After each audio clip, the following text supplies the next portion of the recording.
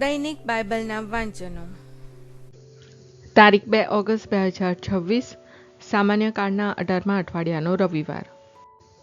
પહેલું વાંચન પૈગંબર યશાયાના ગ્રંથમાંથી, બીજું વાંચન રોમના ધર્મસંઘ પર સંત પાઉલના પત્રમાંથી અને શુભ સંદેશનું વાંચન સંત માથી કૃત ગ્રંથમાંથી. પહેલું વાંચન પૈગંબર યશાયાના ગ્રંથમાંથી, અધ્યાય 55, કલમ 1-3. પ્રભુ કહે છે, અરે ઓ સૌ તરસ્યાઓ, આમ આવો, પાણી ભરી લો. પૈસા ન હોય તોય આવો, વગર પૈસે અનાજ લઈ જાઓ અને ખાઓ. મફત દૂધ અને દ્રાક્ષા સૌ લઈ જાઓ.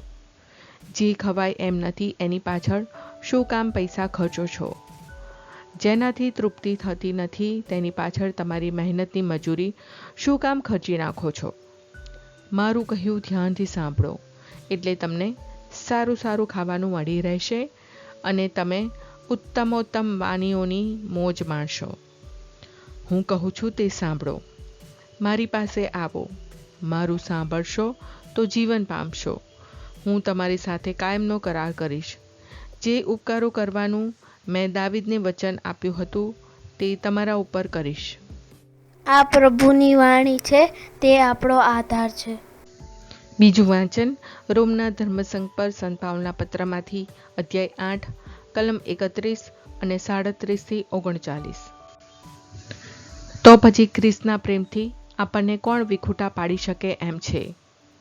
દુઃખો કે કષ્ટો કે અત્યાચાર કે ભૂખમરો કે દારિદ્ર્ય કે જોખમ કે તલવાર? પણ આપણા ઉપર પ્રેમ રાખનારને કારણે આ બધી બાબતમાં આપણો વિજય થાય છે, બલકે વિજયથી વધારે. મને પૂરો વિશ્વાસ છે કે મૃત્યુ કે જીવન, દેવદૂતો કે અન્ય આકાશી શાસકો ને સત્તાધીશો, વર્તમાન કે ભાવિ, અધોલોક કે ઉધ્વલોક કે સૃષ્ટિમાંની કોઈ પણ વસ્તુ આપણા પ્રભુ ઈસુ ખ્રિસ્ત રૂપે પ્રગટેલા ઈશ્વરના પ્રેમથી આપણને વિખૂટા પાડી શકે એમ નથી. આ પ્રભુની વાણી છે, તે આપણો આધાર છે. શુભ સંદેશનું વાંચન સંત માથી કૃત ગ્રંથમાંથી, અધ્યાય 14, કલમ 31-21. અક્ષય રોટી. એ સાંભળીને ઈસુ હોડીમાં બેસીને ત્યાંથી એકલા એકાંત જગ્યાએ ચાલ્યા ગયા.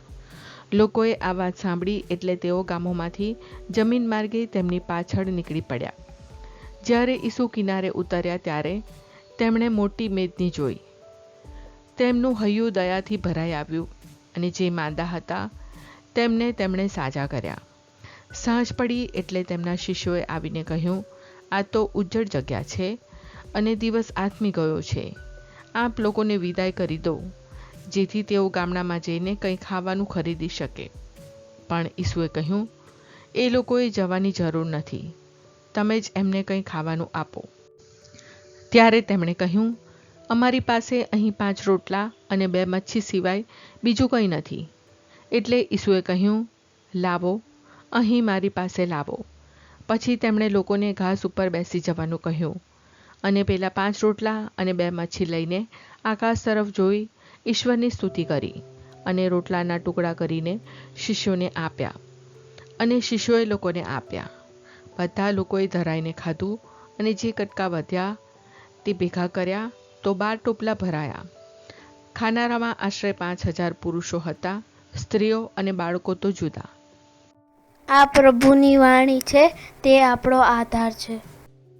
પ્રાર્થના. ઓ મારા પ્રભુ ઈસુ, હું મારા પાપો માટે પસ્તાવો કરું છું. મારા પાપો માફ કરો. મારા હૃદયમાં આવો. હું તમને મારા પ્રભુ અને તારણહાર બનાવીશ. આમેન.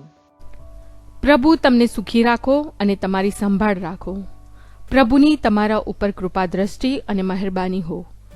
પ્રભુની તમારા ઉપર પ્રસન્નતા હો અને તે તમને શાંતિ બક્ષો.